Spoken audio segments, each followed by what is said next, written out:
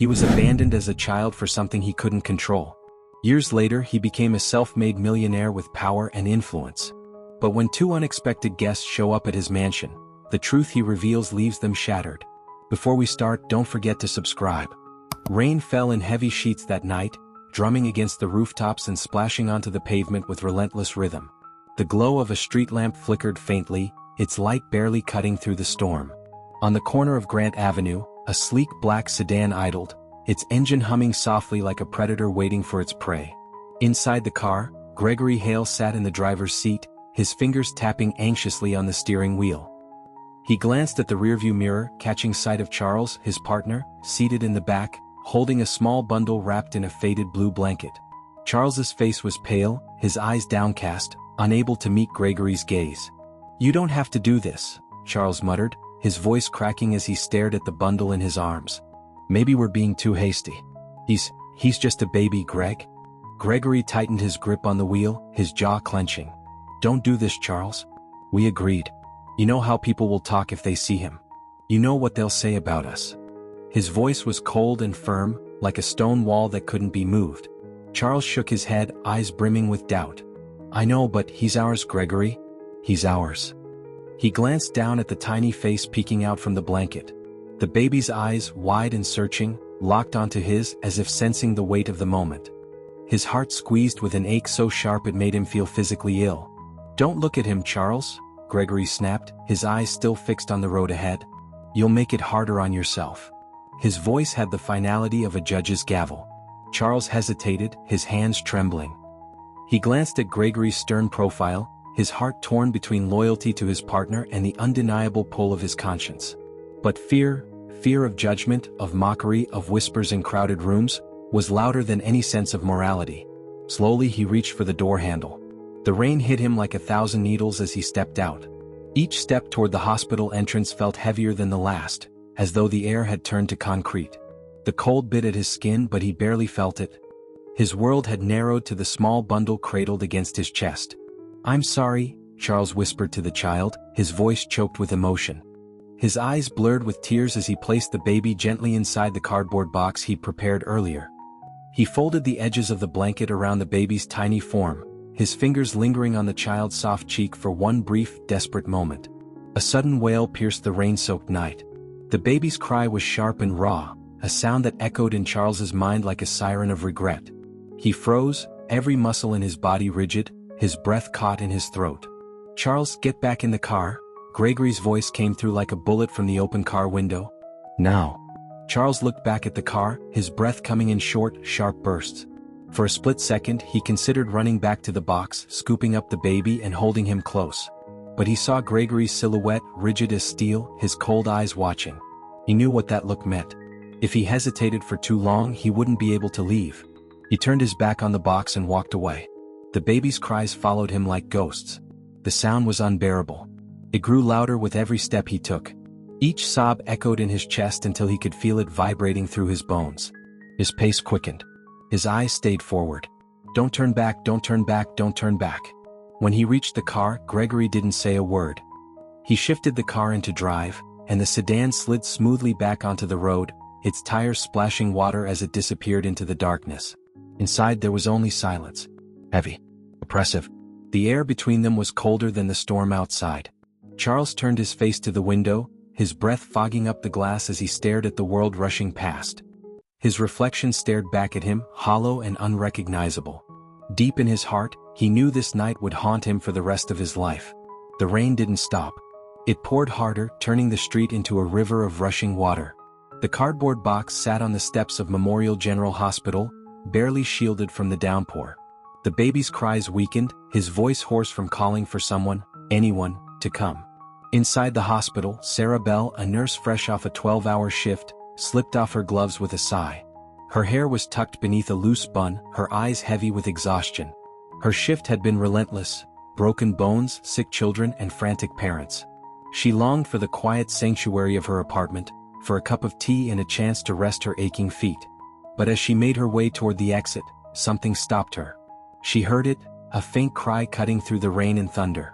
It wasn't the sound of an animal or a distant siren. It was a baby. Her heart lurched. She froze in place, her ears straining to hear it again. Please don't let it be what I think it is, she thought. The cry came again, thin but distinct. Without hesitation, she turned toward the sound, following it like a beacon. Her feet splashed through puddles, soaking her sneakers as she ran to the front entrance. Her breath fogged the air in rapid bursts, adrenaline pumping through her veins. Her eyes locked onto the small, rain-drenched cardboard box. For a moment she didn't move. Her mind raced. No, it can't be. But it was. Her heart knew it before her mind could process it. She dropped to her knees, pulling the box closer. There he was, a baby boy, tiny, shivering, and soaking wet. His cries were barely a whisper now, his lips a faint shade of blue. Sarah's hands moved on instinct. She scooped him up, pulling him against her chest, shielding him from the rain with her coat. Her heart thudded wildly as she examined him. No tags, no note, no name. Just a baby. Alone in the rain. You're safe now, she whispered, her voice as soft as the rain around them. Her fingers brushed his damp cheek, and her heart ached with something she couldn't put into words. I've got you, little one. You're safe now. The baby blinked up at her with wide, curious eyes, his small fingers curling around the edge of her uniform. Sarah blinked away tears she hadn't realized were there. She didn't know who had left him or why, but she knew one thing for certain. This child was hers now. Her grip tightened, protective and unyielding. I don't know who left you here, sweet boy, she said softly, her voice breaking with emotion. But you won't be alone. Not ever again. She walked back inside, her shoulders soaked, her heart full.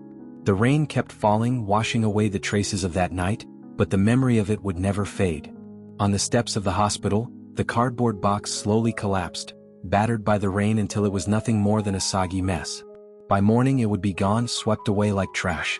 But the life it had cradled, Ethan's life, was just beginning.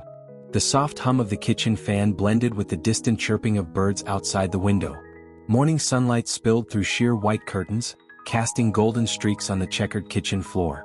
The smell of fresh pancakes filled the air, sweet and buttery, as Sarah flipped the last one onto a plate. Breakfast is ready, kiddo, she called, setting the plate on the table with a flourish. Tiny, rapid footsteps thundered down the hallway. Ethan appeared in the doorway, his hair wild with bedhead and his dinosaur pajamas slightly too big for his small frame. His face lit up at the sight of the pancakes stacked like a tower. Whoa, that's the biggest stack ever, he gasped, his eyes wide with delight. He scrambled into his chair, gripping his fork like a warrior ready for battle. Only the best for my big boy, Sarah said, tousling his hair as she sat across from him. But don't forget, pancakes taste better with manners. She raised an eyebrow, playful but firm. Please, Ethan added quickly, already cutting into his first piece. He grinned up at her with a mouthful of pancake. Best breakfast ever, Mom? Sarah laughed, covering her mouth as she shook her head. Chew first, then talk. I don't want to be calling 911 because you forgot how to breathe. Their mornings were always like this, simple, full of love, and unbothered by the world beyond the kitchen walls. As Ethan ate, Sarah watched him carefully. He was growing fast, his legs longer than they were last summer, his face sharper than it had been when she first found him. But her heart ached for reasons she couldn't always explain. When they went to the grocery store or the park, she saw the way people stared at him. The way they whispered. She hated it. But more than that, she hated the idea that one day Ethan would notice it too. Hey champ, she said, leaning forward, her voice softer now. You know you're pretty special, right? Yeah, 'cause I'm fast at running, Ethan declared, proudly flexing his skinny arms. Definitely, Sarah agreed, nodding. But you're special for another reason too. You see things differently than other people. That's a gift. Some people won't understand that, but it's okay. You know why? Ethan tilted his head, thinking. Why? Because they don't matter, Sarah said with quiet strength. Not their opinions, not their looks, not their whispers. What matters is that you see yourself the way I see you, kind, brave, and one of a kind. She reached across the table, her hand resting over his. Ethan's smile softened, and for a moment he looked at her as if she'd just told him the most important secret in the world. Okay, Mom, he said quietly, his small fingers curling around hers. Life with Sarah was like a soft, never-ending song. Days were filled with stories at bedtime, fort building in the living room, and quiet lessons hidden inside everyday moments. On one spring afternoon, Ethan ran inside from the backyard, his cheeks flushed with excitement. Mom, I caught a butterfly, he exclaimed, holding his cupped hands together. His eyes sparkled with the wonder of discovery. Careful, baby, Sarah said, kneeling in front of him. Butterflies are fragile. Let's take a look, but don't squeeze too tight. Ethan slowly opened his hands, revealing a tiny orange and black monarch resting in his palm. Its wings twitched, delicate as paper. His jaw dropped in awe. See that? Sarah whispered beside him. It's beautiful, isn't it? Yeah, Ethan whispered back. It's so small, but it's strong too. It flew all by itself. Exactly, she said with a nod. Sometimes the strongest things aren't the biggest or loudest. They just keep going even when it's hard. Ethan watched the butterfly for a few more seconds before it took flight, its small wings lifting it into the sky. He stood there, eyes locked on it until it was just a speck in the blue. I want to be like that, he said suddenly, turning to face Sarah. Like the butterfly. She smiled, her eyes soft with pride. You already are, sweetheart. You already are. But life wasn't all butterflies and pancakes. When Ethan started kindergarten, Sarah's heart twisted with worry.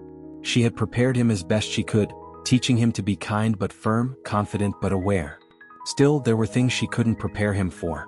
On his first day, he walked up the school steps with a bright yellow backpack that was far too big for his little frame. He waved back at her, grinning like he was ready to conquer the world. But when she picked him up that afternoon, his grin was gone. Ethan's head hung low as he climbed into the car, his fingers fidgeting with the straps of his backpack. Sarah glanced at him in the rearview mirror. Rough day, huh? She asked, trying to keep her tone light. He nodded. His bottom lip trembled, but he pressed it together, trying to be brave. Some kids said I look weird. His voice was quiet, his eyes downcast. They said I look like a monster. Sarah's heart shattered. Her fingers gripped the steering wheel so tight her knuckles turned white. For a second, all she wanted to do was march into that school and tell those kids exactly how wrong they were. Instead, she took a slow, deep breath and pulled the car over to the side of the road. She turned in her seat so she could see Ethan fully. Look at me, Ethan, she said firmly. He hesitated, still staring at his lap. Hey, she said, softer this time. Look at me. Slowly, he lifted his head, his brown eyes filled with tears. You listen to me, baby, she said, her voice as steady as a drumbeat. You are not a monster. You are brave. You are strong. You are the butterfly, remember? And no one gets to tell you who you are except you. Got it? His eyes searched hers for a moment. Then he sniffled, wiping his face with his sleeve. Got it? He said, his voice still small but a little steadier. She reached back and squeezed his hand. Good. Because I see you, Ethan. And I see a boy who's going to do amazing things. He nodded, his lips still quivering, but this time he didn't look away. Years passed, but Sarah's words stayed with Ethan. He grew more self-assured each day, his small victories adding up like coins in a jar. By the time he turned 7, he was no longer afraid of the whispers, the glances, or the stares. His 7th birthday party wasn't grand, but it didn't need to be. Sarah decorated their tiny living room with streamers made of construction paper. She baked him a cake that was a little lopsided but delicious all the same. Just the two of them like always. Make a wish, birthday boy, Sarah said, grinning as she lit the single candle. Ethan closed his eyes tight, scrunching his face in concentration. He drew in a deep breath, his cheeks puffing out like a chipmunk, and blew with all his might. The flame flickered, danced for a moment, then went out. Did you make a good wish? Sarah asked, wiping frosting from his cheek. Yup, Ethan said with a grin so big it made his whole face light up. What did you wish for? She asked, knowing full well he wouldn't tell her. Ethan just shrugged, looking up at her with eyes full of mischief. Can't tell or it won't come true. Fair enough, she said with a smile, hugging him close. If only she knew that in that moment Ethan didn't wish for toys or treats. He wished that no matter how big the world got, he'd always have a home like this. A home filled with pancakes, butterflies, and love.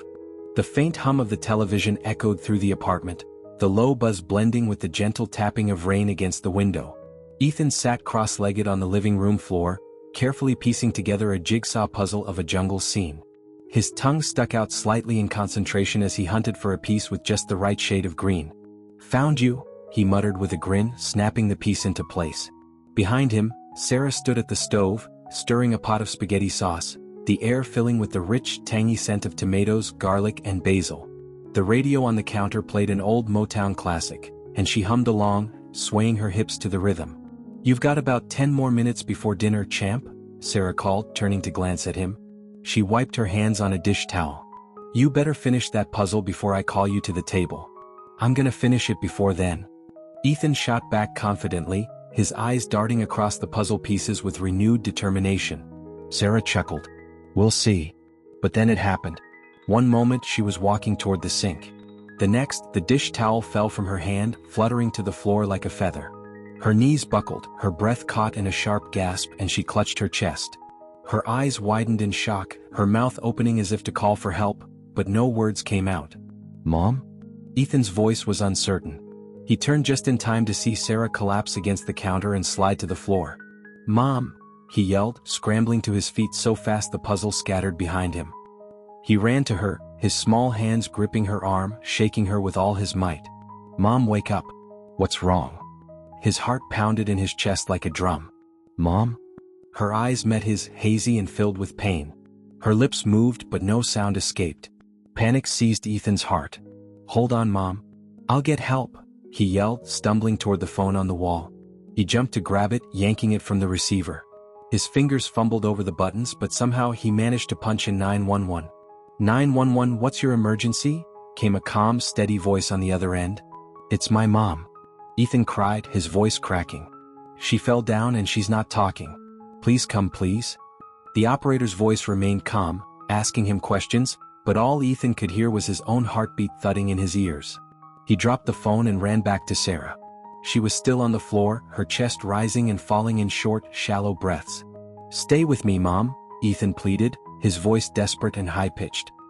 He dropped to his knees and wrapped his arms around her. "Don't go, please don't go." Her lips moved again, her eyes searching for his.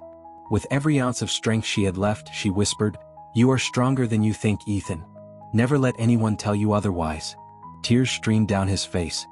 No, you have to stay, Mom. You have to stay." Her hand, weak but steady, touched his cheek, and for a moment, it was just them. Just them like it had always been. Then her hand slipped away. Her eyes closed, and the slow rise and fall of her chest came to a stop. No. Ethan shook her, his sobs loud and broken. "Mom, wake up." But she didn't wake up. The sirens came moments later, flashing red and blue lights illuminating the rain-soaked street outside the window. EMTs burst through the door, their uniforms dripping wet. 2 paramedics rushed toward Sarah, checking her vitals, lifting her onto a stretcher. Ethan was pulled aside by a woman with kind eyes, but he fought against her, thrashing and kicking. "That's my mom. That's my mom," he screamed, tears streaming down his face. "Don't take her away. Don't take her." The woman held him tight, her arms firm but gentle. Shh, baby, they're going to help her," she whispered. "She's going to be okay." But Ethan knew she was wrong. He'd seen it in Sarah's eyes. That look of quiet goodbye.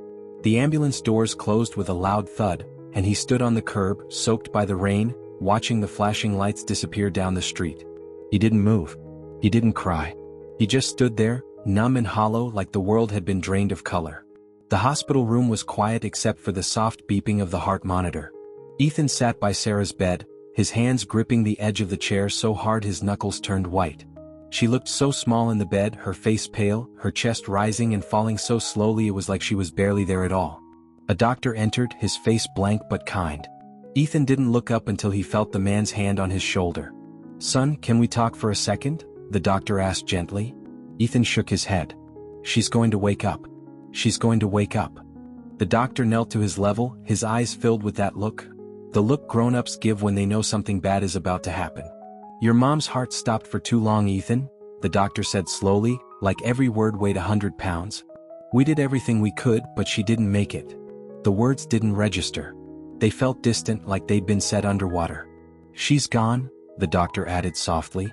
Ethan's breath hitched, and for a moment, everything felt far away. Then it hit him all at once. It knocked the air from his lungs. "No," he yelled, standing so fast his chair toppled over. "You're lying. You're lying." A nurse tried to calm him, but he backed away from her. "She's not gone. She said she'd always be with me." Tears streamed down his face as his small chest heaved with heavy sobs. He stumbled backward into the wall, his legs giving out, and he crumpled to the floor. "She promised," he whispered, burying his face in his hands. "She promised." They left him alone in the apartment that night. The rain had stopped, but the silence that replaced it was worse. Ethan sat on the couch, his arms wrapped around his knees. He didn't turn on the TV, didn't move, didn't cry. His eyes stayed fixed on the front door, waiting for Sarah to walk through it. But she never did. He sat there for hours, not daring to sleep, because if he slept, she'd be even further away. Shadows stretched long on the wall as the sun set. The world outside carried on as if nothing had changed. But everything had changed. When the knock finally came, Ethan didn't answer. The door opened anyway and two strangers walked in, a man in a dark coat and a woman with soft eyes. "Hi, Ethan," the woman said softly, crouching in front of him. "My name's Miss Turner. I'm here to help you, okay?" He didn't answer. The man in the coat spoke next. "We're here to take you somewhere safe." Ethan's eyes flickered up to the man's face, dull and empty. "I'm already home," he muttered. Miss Turner reached out and touched his hand. "I know, sweetheart," she whispered, her voice cracking. "But you can't stay here alone." Tears welled in Ethan's eyes, but he blinked them away. Slowly, he let her take his hand and lead him to the door. The apartment, once filled with love, now felt like a hollow shell. His gaze lingered on the kitchen, on the place where Sarah had once hummed to Motown songs and stirred spaghetti sauce. The door clicked shut behind him. His chest felt so heavy, like it was full of stones. For the first time, it hit him with undeniable clarity. He was alone. The creak of the old iron gate was like the groan of a giant beast. Ethan stood at the entrance of the Briarwood Children's Home, his small duffel bag hanging from his shoulder, fingers gripping it tight enough to turn his knuckles white. The towering brick building loomed ahead of him, its windows like unblinking eyes staring down at him.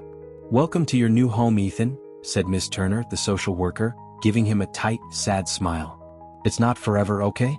Just until we find you a family." Her words echoed in his mind like a hollow promise. Not forever. Just until. Ethan said nothing.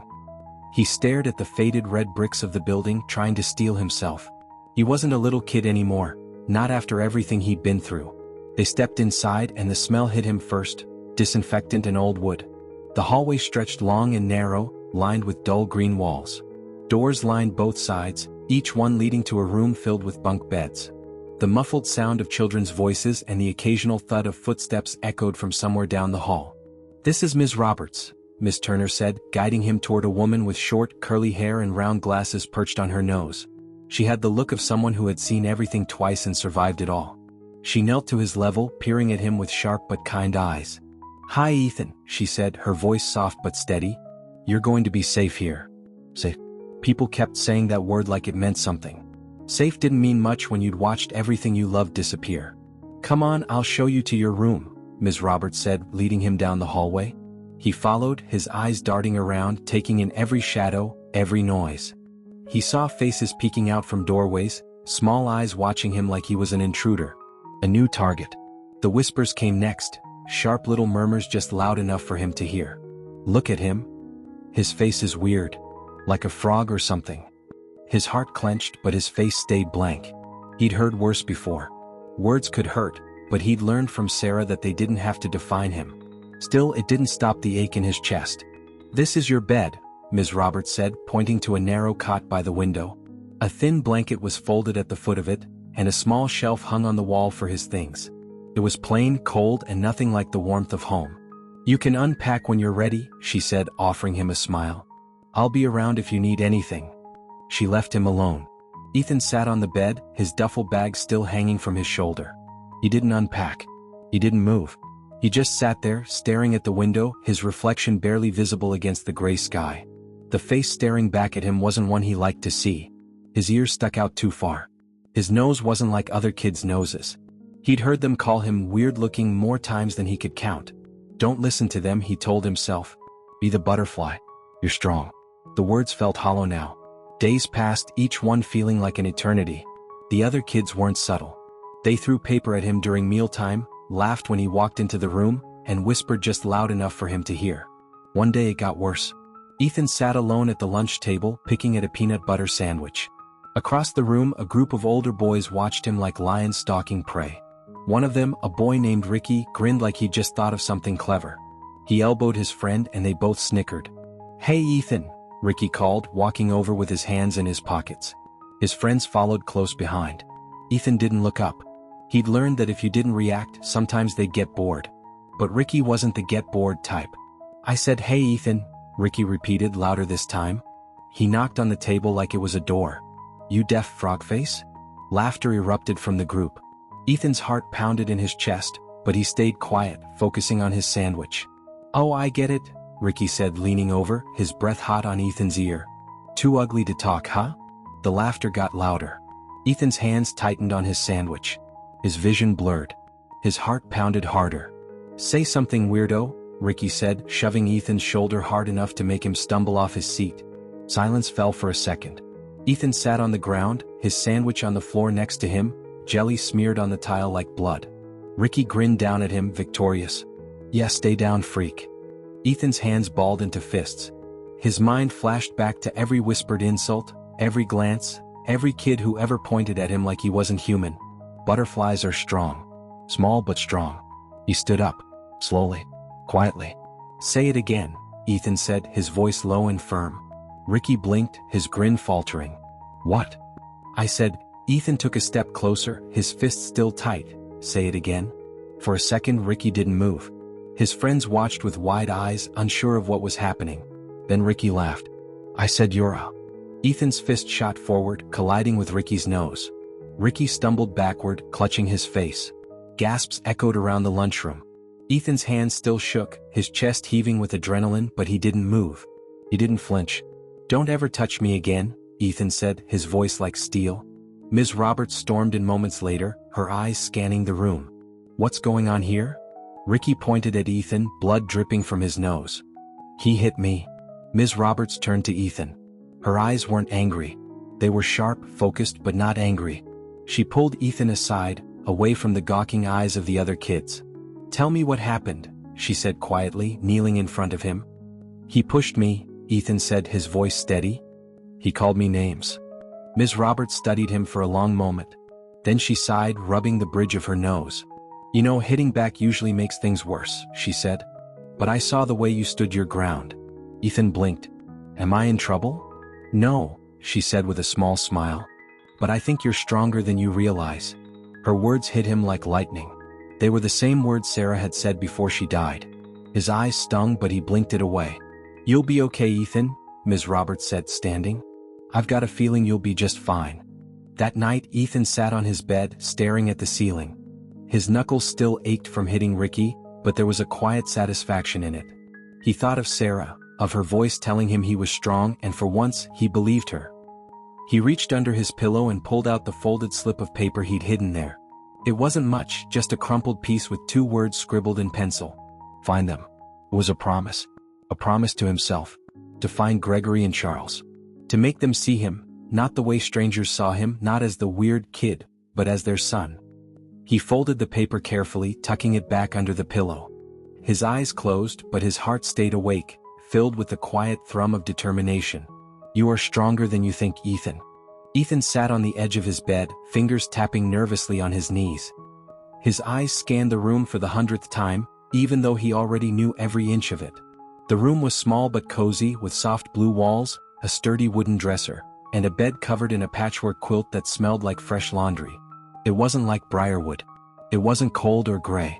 It didn't smell like disinfectant. It smelled like home. But still it didn't feel like his. Not yet. "Hey, kiddo," said a soft voice from the doorway. Ethan looked up to see Michael, his new adoptive father, standing there with a wide smile and a basket of laundry balanced on his hip. He was tall, broad-shouldered, with short brown hair and an easy, approachable look on his face. "Need help unpacking?" Michael asked, tilting his head toward the unopened duffel bag at the foot of the bed. Ethan shrugged, eyes darting toward the floor. "I can do it." "All right, well, I'll be in the kitchen if you change your mind," Michael said, walking in and setting the laundry basket on the dresser. Before he left, he gave Ethan a small, reassuring pat on the shoulder. "Take your time, buddy. No rush." Ethan watched him leave, his gaze lingering on the spot where Michael's hand had been. It wasn't rough like Ricky's shove. It wasn't cold like Miss Turner's guiding hand. It was warm. Warm like Sarah's. Dinner that night was loud. Michael and Grace sat across from him at the small dining table, the sound of forks and knives clinking against plates filling the air. Grace, his new mom, was talking about something funny that had happened at work. She worked as a teacher at the local elementary school, and her stories always had a way of filling up the whole room. And then I turn around and little Ben is standing there with an entire jar of glitter in his hands, upside down, mind you, and you know what he says to me? Grace grinned, her curly red hair bouncing as she laughed. What? Ethan asked, his voice quieter than theirs but still curious. She leaned forward, her green eyes shining. He says, Lewis, I was just trying to make the world sparkle. She burst into laughter and Michael joined in, tossing his head back. Ethan chuckled too, the sound awkward at first like he'd forgotten how. But soon it came naturally, a small laugh that tugged at the corner of his mouth. That's funny, he admitted, taking another bite of his spaghetti. Grace's eyes softened as she watched him. You've got a good laugh, Ethan, she said with a warm smile. Ethan's cheeks flushed and he ducked his head. Thanks. It was the first time in a long while that he hadn't felt like someone was watching him just to judge him. Here they were just watching him. Like family. The days turned into weeks and slowly Ethan began to adjust. He started calling Michael and Grace Mom and Dad, though it had taken some time. He still clung to the memory of Sarah, her voice guiding him through the hard times, but something in him started to shift. Love didn't have to be tied to blood. One Saturday morning, Ethan stood in the backyard, watching as Michael built a new birdhouse. Sawdust floated in the air as Michael hammered the last nail into place, wiping sweat from his brow. "Wanna paint it?" Michael asked, holding up the plain wooden box. "Yeah," Ethan said, stepping forward. Michael handed him a paintbrush and a few cans of paint, red, blue, and yellow. Ethan dipped the brush into the blue paint and, with slow, deliberate strokes, began to color the front of the birdhouse. He worked in silence and Michael stayed quiet too, letting Ethan set the pace. After a few minutes, Ethan glanced up. "Did you always want to be a dad?" he asked, his voice soft but steady. Michael raised his eyebrows, wiping his hands on a rag. "Honestly? No. Took me a while to get there." "Then why did you do it?" Ethan asked, tilting his head. Michael crouched down to meet his eyes. "Because I realized that being a dad isn't about what you think you want. It's about being there for someone who needs you." He glanced at Ethan's brush, now painting long, steady strokes. "And I think I needed you just as much as you needed me, bud." Ethan didn't say anything, but his strokes slowed. He stayed quiet for the rest of the afternoon, but something about his shoulders seemed lighter. It wasn't all perfect. The first time the tension started was during Sunday dinner. Michael and Grace had just come home from church, and Ethan sat at the kitchen table, flipping through a catalog for a local community college. "You thinking about college already, buddy?" Grace asked, placing a steaming bowl of potatoes on the table. "You've got time, you know. No rush." "Yeah, but I've been thinking," Ethan said, setting the catalog aside. "I want to study business." Both Grace and Michael froze just for a moment. They glanced at each other before Michael cleared his throat. "Business, huh?" he said, setting the roasted chicken on the table. That's an interesting choice." "Yeah," Ethan nodded, his eyes bright with determination. "I want to be my own boss one day. Maybe start a company or something." Grace's smile wavered. "That's a big dream, Ethan. But have you thought about other paths? You've got a good heart. You'd be great in ministry or service work." Ethan's eyes narrowed just slightly. "I don't want to be a missionary, Mom. I want to build something of my own." Michael nodded slowly but didn't say anything. Grace pursed her lips, her eyes scanning Ethan's face. "Well, there's no rush," she said with a smile that didn't quite reach her eyes. "You're young. You'll figure it out." The conversation moved on, but Ethan felt the shift. It wasn't a fight. Not really.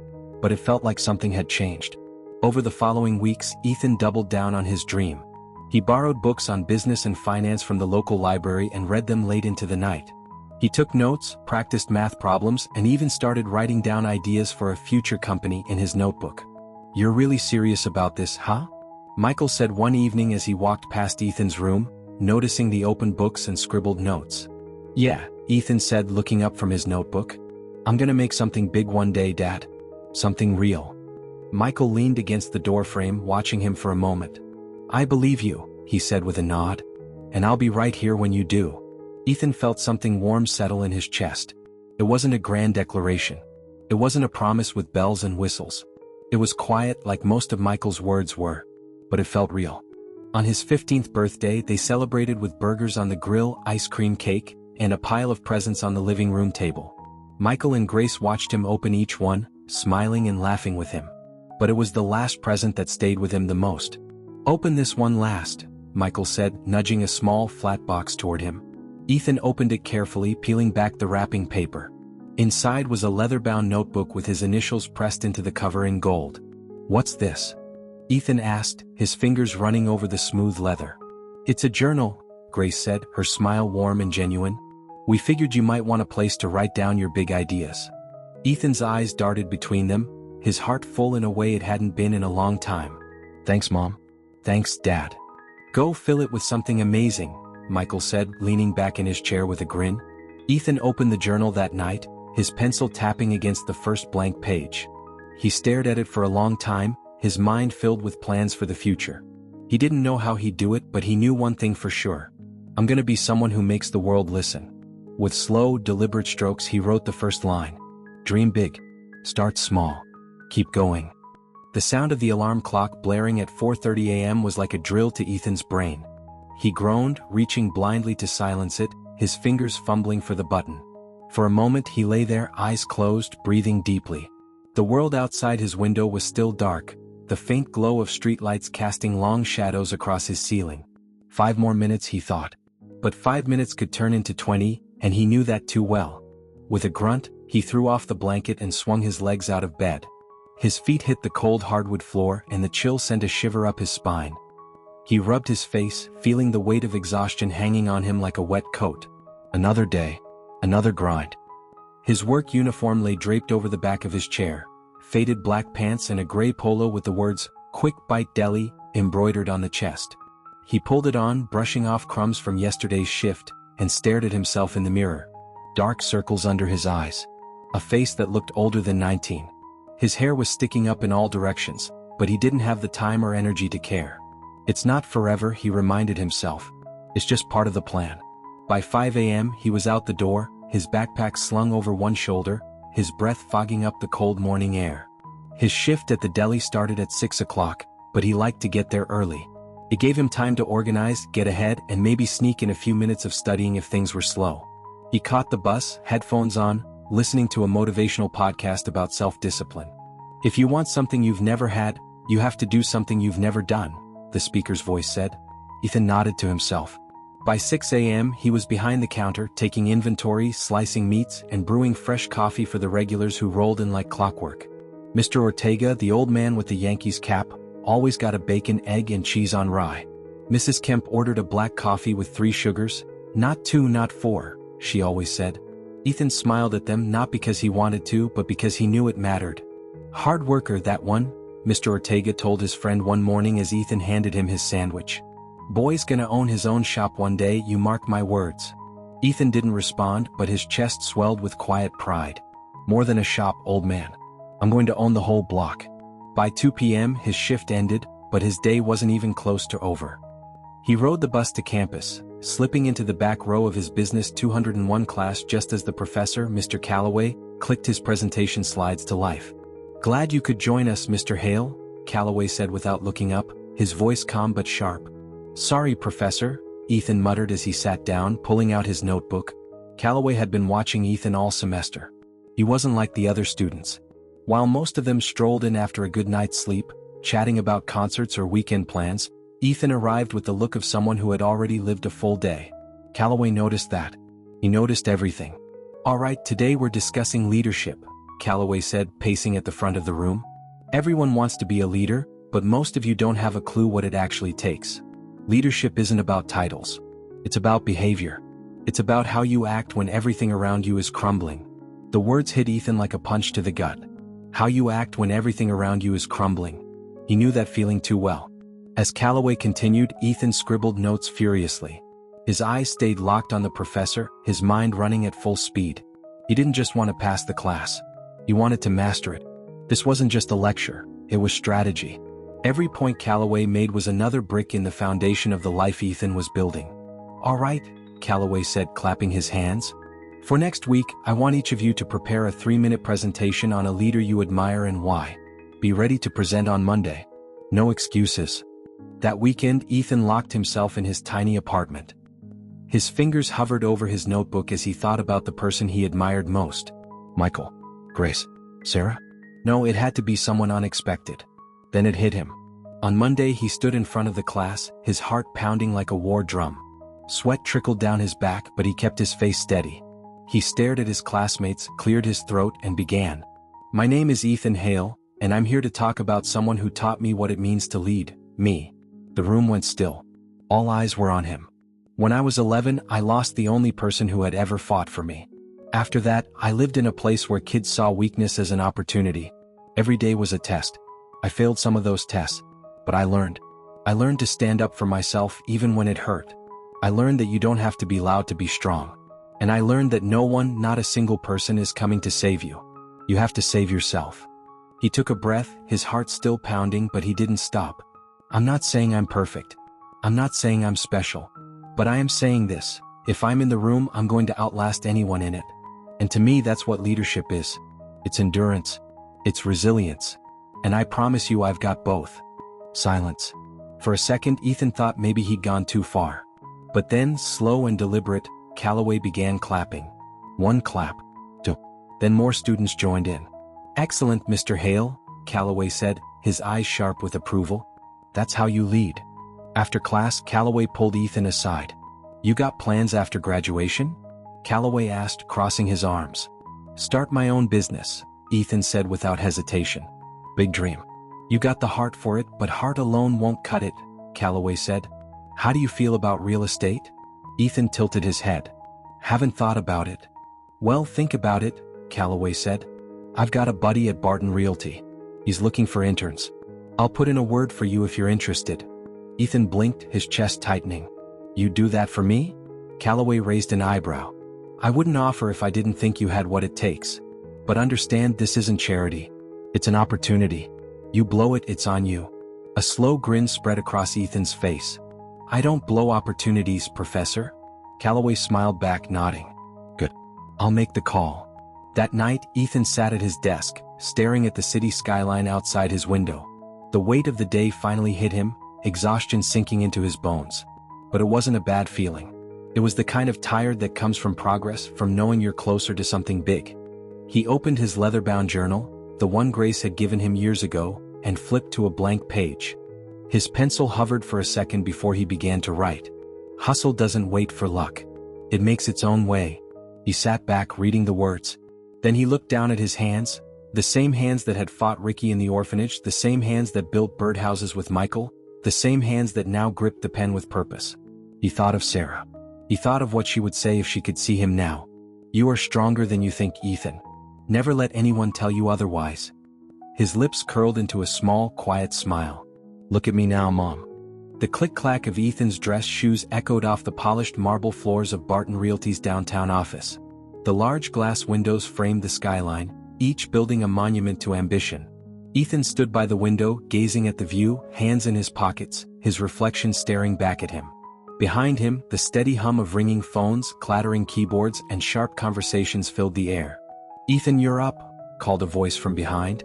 He turned to see Jordan, one of the senior associates, motioning him toward the conference room. His heart thumped in his chest, but he took a deep breath, straightened his tie, and walked in. It wasn't his first pitch, but it felt like the most important one yet. Inside, four executives sat around a large oak table, their eyes sharp with curiosity and expectation. Mr. Reynolds, the regional director, leaned back in his chair, tapping a pen against his palm. "All right, Hale," Reynolds said, his voice as cool as the air conditioning. "Let's see if this idea of yours is as good as Calloway says it is." "This is it," Ethan thought. "Don't freeze. Be the butterfly." He clicked the button on the projector remote, and a blueprint of a rundown, neglected apartment complex filled the wall. His voice was steady as he spoke. "This is Green Hollow Apartments, located in the North End. It's been vacant for 4 years, and the neighborhood has seen a spike in crime and property damage ever since." He turned to face them, his eyes focused but calm. "Most developers would walk away from this, but that's where I see the opportunity." He clicked to the next slide: renovation plans, modernized units, and projected community spaces. "I see affordable housing," Ethan continued. "Not only can we renovate these units at half the cost of building new ones, but we can also work with the local government to secure grants. We'll house people who actually need it instead of pushing them out. With the right branding, this becomes a community upliftment story, and that's good press for Barton Realty." He paused, letting the weight of his words sink in. The executives exchanged glances, murmuring quietly among themselves. "Ambitious," Reynolds muttered, rubbing his chin. "Risky too." "Only if you think like everyone else," Ethan shot back, his tone cool but firm. This isn't just about money. It's about legacy. We can make a profit and do something good. People remember companies that change neighborhoods for the better. Silence hung in the air. Ethan's heart pounded, but he didn't let it show. Reynolds leaned forward, tapping his pen on the table. A slow grin tugged at the corner of his mouth. "All right, Hale," Reynolds said. "We'll run with it. But if this fails, you'll be the first one we blame." "I'll take that risk," Ethan replied, his face calm but his heart ready to burst. The weeks that followed were a whirlwind. Ethan was no longer just the intern. He had a voice now. His ideas weren't just heard, they were acted on. Renovation crews arrived at Green Hollow Apartments within 2 months, stripping out old drywall, replacing leaky pipes and repainting faded exteriors. Ethan wasn't just behind a desk anymore. He was on site in jeans and a safety vest, walking through construction zones, talking to contractors and double-checking every blueprint. Every call, every email, every dollar spent was tracked in his leather notebook, the same one Grace had given him. On the 45th day of renovations, he stood in the middle of one of the newly finished apartments. Clean white walls, polished wood floors, and a brand new kitchen with sleek countertops. He ran his fingers along the countertop, a small grin forming on his face. "Not bad," he muttered.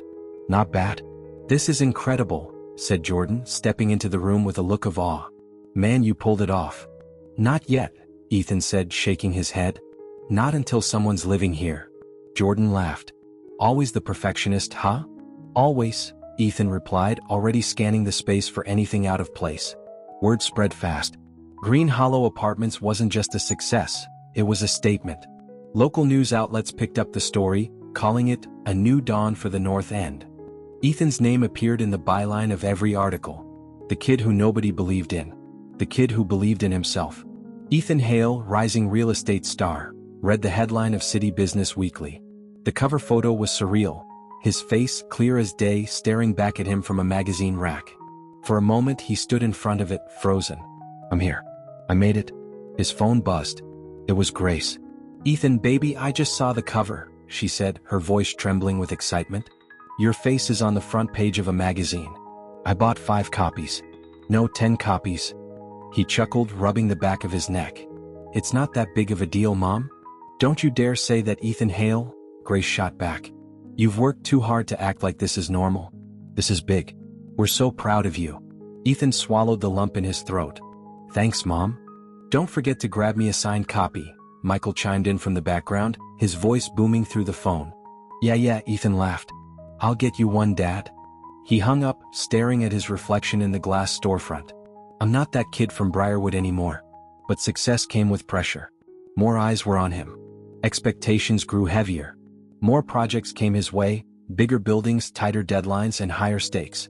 He worked 16-hour days, hardly stopping to eat. Calls came at midnight. Emails at dawn. Everyone wanted something from him. One evening his phone buzzed. It was Michael. "Hey, Dad," Ethan answered, his voice drained. "Just checking in on you, son," Michael said. "You sound tired." "Yeah, just a lot on my plate," Ethan replied, glancing at the pile of paperwork on his desk. "Don't forget to breathe," Michael said. "You've already proven yourself, Ethan. You don't have to keep fighting like you're still that kid in the orphanage." Ethan went quiet, his fingers hovering over a spreadsheet. "I don't have to keep fighting." "Yeah," he said softly. "Thanks, Dad." They hung up, and for the first time in weeks, Ethan closed his laptop early. He sat in the dark, gazing out at the city skyline, the same view he had stared at as a college student. Except this time he didn't feel like an outsider looking in. He belonged. On the 1-year anniversary of Green Hollow's grand opening, Ethan stood at the front of a crowd gathered for a ribbon-cutting ceremony. Families filled the sidewalk, their kids playing tag while parents laughed and talked. Ethan watched them, hands in his pockets, a soft smile on his face. "Cut the ribbon, Hale," Reynolds called, grinning from behind him. Ethan took the large scissors and for a moment, stared at the red ribbon stretched before him. His fingers hovered on the handle. This wasn't just a ribbon. It was every step, every fight, every rejection. It was Briarwood. It was Ricky. It was Sarah. "You are stronger than you think, Ethan. Never let anyone tell you otherwise." He squeezed the handles. The ribbon snapped in half. The crowd erupted in cheers. His eyes lifted, catching sight of Michael and Grace in the back, clapping louder than anyone. Michael raised a hand, giving him a proud nod. Grace wiped tears from her eyes. Ethan stood tall. Not as a boy fighting for a place in the world, but as a man who had made his own. "Look at me now, Mom." The soft hum of Ethan's car engine faded as he pulled into the long, winding driveway leading to his mansion.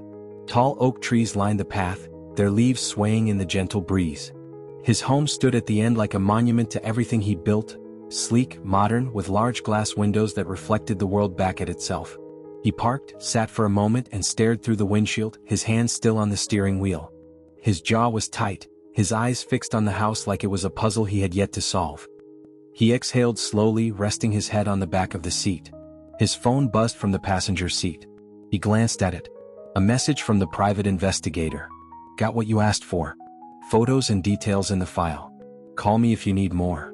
He stared at the message for a long moment. His thumb hovered over it, hesitating but only for a second. Then, with a flick, he opened the attachment. The first image loaded. It was a man, thin, hollow-eyed, wearing a faded brown jacket that was too big for him. Gray hair peeked out from under a dirty baseball cap. He was sitting on a park bench, slumped forward, his elbows on his knees. Ethan's breath caught in his throat. Gregory. The man who had walked away. The man who had left him on the cold steps of a hospital. The next image appeared, another man, thinner, with a gaunt face and hollow cheeks. His eyes were sharp but tired, like he was always looking for something but never finding it. He was exiting a rundown corner store with a plastic bag in hand. "Charles." Ethan's heart thudded against his chest, slow and deliberate, like distant thunder. "They're alive." The report that followed told a story he hadn't expected. Both men were broke. After years of failed investments and mounting debt, they'd lost their home and moved into a small, crumbling apartment on the east side of town. No stable jobs. No reputation left to protect. Poetic, isn't it? Ethan thought, his lips curling into a bitter smile. "You abandoned me for your image and now you have nothing." He leaned back in his seat, letting his head rest against the headrest. His eyes drifted to the clouds moving slowly overhead. For years, he had tried to bury the part of himself that cared about them. But now, seeing them like this, something stirred in him. It wasn't joy. It wasn't sadness. It was something sharper, heavier. Closure, he thought. Maybe that's all this is. 3 days later, Ethan sat at his desk, his leather notebook open in front of him. He stared at the blank page for what felt like an hour. His pen hovered, but no words came. His mind was too full. Across from him, Jordan leaned back in a chair, tossing a stress ball in the air. "You've been weird lately, man," Jordan said, catching the ball with one hand. "You good?" "Yeah, I'm fine," Ethan replied, not taking his eyes off the page. "Doesn't look like it." Jordan sat forward, tossing the ball onto the desk. "You're always plotting something, but this is different." Ethan's eyes flickered up to meet his. "You ever wonder if you owe people something?" Jordan snorted, leaning back in his chair again. "If they walked away from you, you owe them nothing." He twirled his finger in the air. "Simple as that, bro?" "Yeah," Ethan muttered, lowering his gaze. "Simple as that." He wrote 2 words at the top of the page. "They'll see." The following week, Ethan made arrangements. He had his assistant, Naomi, send 2 letters, handwritten, formal, and with an air of mystery. Both letters contained the same message. "You've been invited to a private event at 7 p.m. this Saturday at 180 Crestview Drive. Transportation will be provided." The address belonged to Ethan's mansion. But he didn't sign the letter. No name. No clue as to who sent it. 2 black cars were sent to pick them up. Ethan watched the whole thing from the security cameras in his office. One camera showed Gregory standing on the curb with his hands in his jacket pockets, his face twisted with confusion. He glanced down at the letter in his hand, then at the car. After a moment of hesitation, he climbed in. The second camera showed Charles, leaning against a streetlight with a cigarette hanging from his lips. When the black car pulled up, he took one last drag, flicked the cigarette to the ground, and stepped inside. "Showtime," Ethan muttered. By 6:45 p.m., the mansion's main room was spotless. The large chandelier above the foyer cast warm light across the hardwood floors. Long curtains framed the floor-to-ceiling windows, and soft music played from the surround sound speakers. Everything was intentional. Every detail was deliberate. Ethan stood at the top of the staircase, watching as the 2 black cars rolled up the driveway. Deep breath, he told himself. Don't flinch. Not now. He watched as Gregory stepped out of the first car, squinting at the mansion like it was too bright to look at. He glanced around, unsure, his body tense with unease. Charles stepped out of the second car, his eyes darting like a man always looking for an exit. They stood there for a moment, taking it all in. The mansion, the lights, the grandness of it all. Neither of them belonged here, and it was written all over their faces. Ethan stepped away from the window. Let them wonder, he thought. 7 p.m. The large double doors swung open, and Ethan stood at the top of the staircase, his suit crisp, his tie perfectly straight. His heart pounded in his chest, but his face was calm, controlled. He gripped the banister as he descended slowly, step by step, every move deliberate. Gregory and Charles stood at the bottom of the stairs, staring up at him with wide eyes. Neither of them moved. Neither of them spoke. When Ethan reached the bottom step, he stopped, his eyes fixed on them. He looked at them fully for the first time in his life, not as a boy desperate for love, but as a man with nothing to prove. "Do you recognize me?" he asked, his voice sharp and clear. They blinked, confused. Gregory tilted his head like he was trying to place a face from a distant dream. Charles's eyes narrowed, his brow furrowed, but something in his face shifted. Realization. Recognition. "No," Gregory whispered, shaking his head slowly. "No, it can't be." "It is," Ethan said, his voice cold and firm. "It's me." Silence. Thick, heavy silence. Gregory's lips parted, but no words came out. He reached forward as if to touch something that wasn't there. Charles took a step back, his eyes darting toward the door. "You left me," Ethan said, taking a step toward them. "On the steps of a hospital. In the rain. Do you remember that night?" "Ethan," Gregory breathed, his face pale. "Son." "Don't," Ethan cut him off, his eyes burning with years of fire. "Don't call me that." Charles glanced at Gregory, his face twisted in panic. We didn't have a choice, kid," he stammered. "We were scared. We were young." "Don't lie to me," Ethan snapped, his voice louder now. "You left me. You made your choice. Now you live with it." He straightened his tie, eyes locked on theirs. "You're here because I wanted you to see it," he said quietly, gesturing to the house around them. "All of this. Everything you thought I'd never have." He stepped forward, his face inches from theirs. His voice dropped to a whisper. "Do you see me now?" The air in the grand hall was still. Not the quiet of peace, but the kind of stillness that comes before a storm. The golden glow from the chandelier overhead reflected off the marble floors, casting long, sharp shadows that seemed to stretch toward the center of the room where Gregory and Charles stood. Both men gazed around, eyes wide, necks craning as if they were walking through a museum of untouchable wealth. Gregory ran a hand over the edge of a marble countertop, his fingers lingering on the smooth, cool surface like he was afraid it might vanish if he let go. "This place," Gregory muttered, his voice filled with awe. "Whoever owns this must be sitting on a fortune." "Yeah," Charles muttered, eyes scanning the room with suspicion. He eyed the floor-to-ceiling windows, the plush velvet sofas, and the modern abstract art hanging on the walls. "Feels like a trap. Why'd they send for us like this?" "Stop being paranoid," Gregory replied, brushing past him toward the center of the room. "It's probably one of those charity things. Maybe some bigwig with a bleeding heart. People love playing the hero." He scoffed, stuffing his hands in his coat pockets. "Rich people get bored and want to feel good about themselves." Charles nodded, but his eyes stayed sharp, glancing around for cameras or hidden eyes. "Doesn't sit right with me. Too fancy for a handout." They both stood in silence, waiting. The ticking of the large wall clock echoed like a heartbeat, each second stretching longer than the last. Gregory tugged at his sleeves, eyes flickering with a mixture of impatience and unease. Then, slowly they heard it. Footsteps. Slow, deliberate, each step a drumbeat in the silence. Tap, tap, tap. Their eyes darted toward the grand staircase at the back of the room. At the top of the stairs, framed by the glow of the chandelier, stood Ethan. He descended one step at a time, his gaze locked on them like a predator stalking prey. His charcoal gray suit was sharp and tailored to perfection. The crisp white shirt beneath it made the rich, dark fabric stand out even more. His tie was straight, not a thread out of place. But it wasn't his clothes that caught their attention. It was his eyes. Calm. Unyielding. The eyes of a man who had walked through fire and come out tempered steel. "Evening," Ethan said, his voice smooth but firm. Each syllable landed like a hammer on stone. "Who are you?" Charles asked, his eyes narrowing. Ethan didn't answer. He continued his slow descent, each footfall measured, deliberate. His eyes never left them. Not for a second. He reached the bottom of the staircase, stepping onto the marble floor with the quiet weight of thunder. He adjusted his cuffs, smoothed his jacket, and looked up at them with a faint, unreadable smile. "Do you recognize me?" Ethan asked, his voice sharp but calm, like a blade hidden in silk. Both men stared at him, brows furrowed. "Recognize you?" Gregory repeated, his eyes narrowing as he stepped forward, squinting as if trying to place a face he'd only seen in a dream. "No. I don't think so."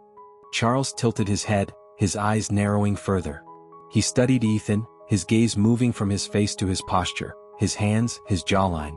Recognition flickered, like a match being struck in the dark. His eyes widened. His breath caught in his throat. "No," Charles whispered, taking a step back. "No, it can't be." Ethan tilted his head, his gaze cool but sharp. "It is." Gregory blinked, his jaw slowly falling open.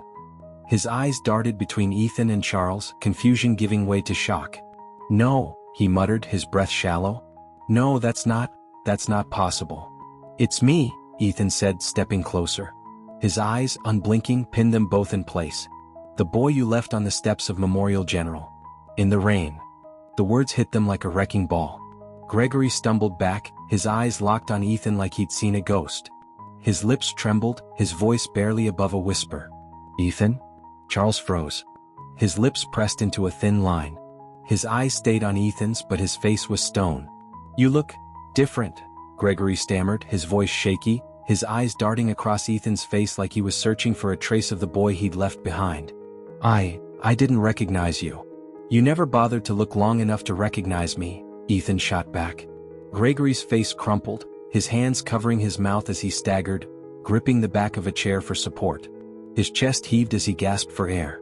"Ethan, we didn't know." "Don't lie," Ethan said sharply, cutting him off with a glare colder than winter air. "You knew exactly what you were doing." Charles's jaw tightened, his eyes hard. "What do you want?" he asked, his voice rough. Ethan turned his head slowly toward him, his face as calm as ever. "What do I want?" he echoed, his eyes narrowing. He took another step forward, standing just a foot away from them now. He leaned in, his voice low and steady. "I wanted you to see it. All of it." He gestured to the room around them, the marble floors, the high ceilings, the elegant furniture. "Everything you thought I'd never have." He took another step forward, his face inches from Charles's. "I want you to understand what you threw away." Silence. Gregory's face crumbled, tears sliding down his cheeks. He covered his face with his hands, his shoulders shaking with each sob. "We didn't know, Ethan," he cried. "We didn't know you'd turn out like this. If we had known." "You would have stayed?" Ethan interrupted, his voice sharp as glass. "Don't lie to me, Gregory. You didn't leave because you thought I'd fail. You left because you thought I wasn't worth keeping." Gregory sobbed harder, his head bowing lower. Charles stepped forward, his face still hard, his eyes like stone. "So that's what this is?" he said coldly. "You wanted to show off? Rub it in our faces? Is that what makes you feel big, huh?" Ethan's eyes narrowed, his jaw tightening. "You still don't get it, do you?" he said, his voice quieter now but somehow more dangerous. He stepped forward, his eyes boring into Charles like a drill through steel. This was never about revenge. His eyes flickered toward Gregory, who was still sobbing into his hands. This was about closure. Ethan took a step back, adjusting his tie, his eyes as sharp as ever. "I invited you here tonight to make one thing clear." His gaze swept over them both. "I am not that little boy on the steps anymore.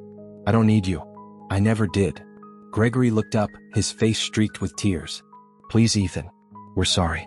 We're so sorry." "Sorry doesn't change anything," Ethan said, his face unreadable. "But I'll give you something I never got, a chance to start over." He reached into his pocket, pulled out 2 small envelopes and set them on the table. "Inside are 2 checks. Enough to keep you off the street." They both stared at the envelopes like they were bombs about to explode.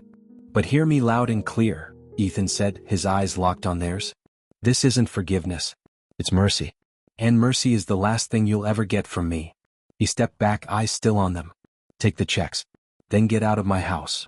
They stood frozen, the weight of his words sinking deep into their bones. Before either of them could speak, Ethan turned and walked away, his footsteps echoing with the finality of a closing door.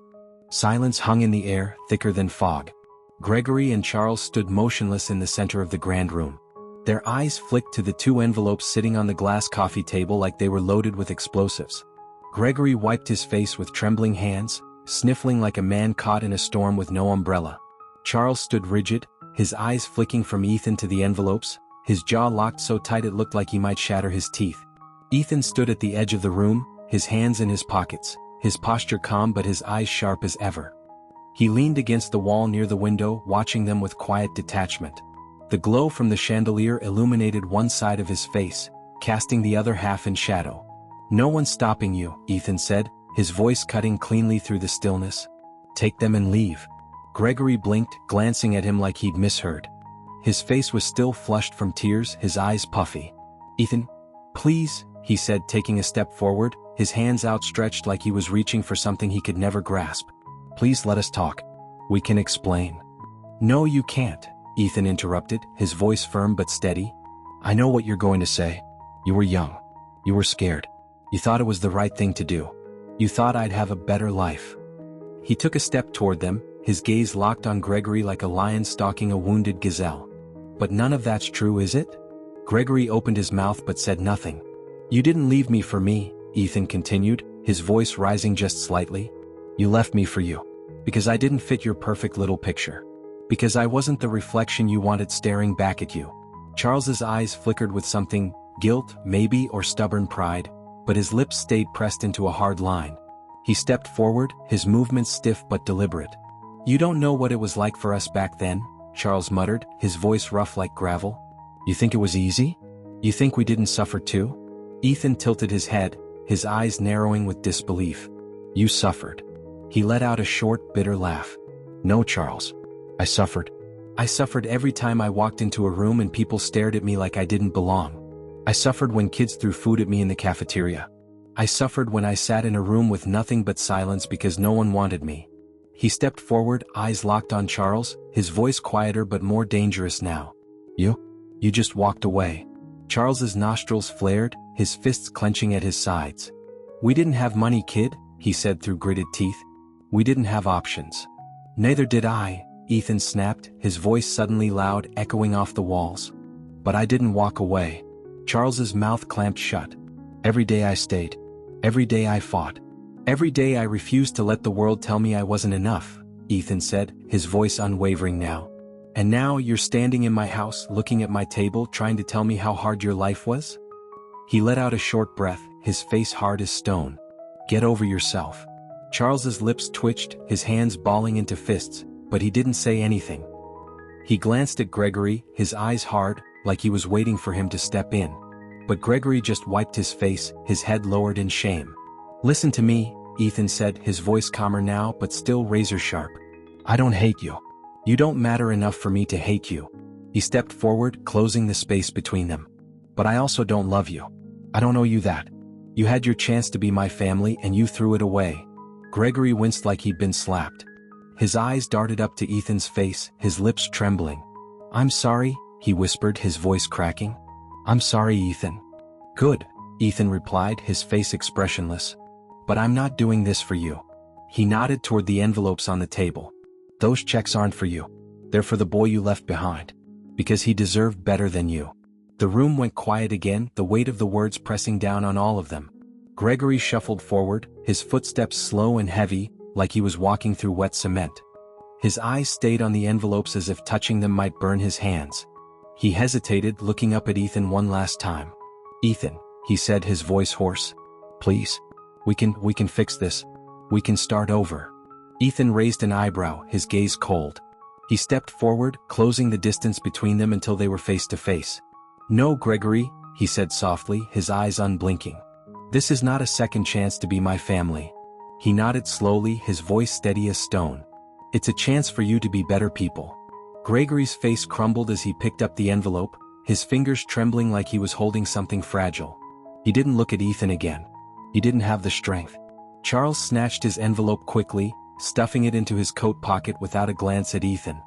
His face was hard, his eyes sharp with bitterness, but he didn't say a word. He glanced at Gregory, then back at Ethan. "You think this makes you better than us?" Charles asked, his voice low and cold. Ethan didn't flinch. His eyes stayed locked on Charles, steady as ever.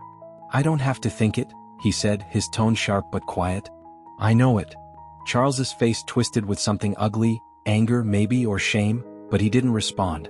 He turned on his heel and headed for the front door, his footsteps loud and angry. Gregory lingered for a second longer, his head hung low, his eyes fixed on the floor. "I'm sorry, Ethan," he said, barely above a whisper.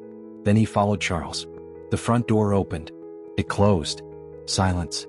Ethan stood there, his eyes on the door, his face calm, his chest rising and falling with slow, steady breaths. He didn't move for a while. The weight that had been on his back for years felt lighter. He turned slowly, walking toward the large window that overlooked the city skyline. The lights of the city shimmered in the distance, like stars scattered on the ground. He placed his hands in his pockets, staring out at the world he built from nothing. He thought of Briarwood, of Ricky, of Sarah's voice. "You are stronger than you think, Ethan. Never let anyone tell you otherwise." He let out a slow breath, his eyes fixed on the horizon.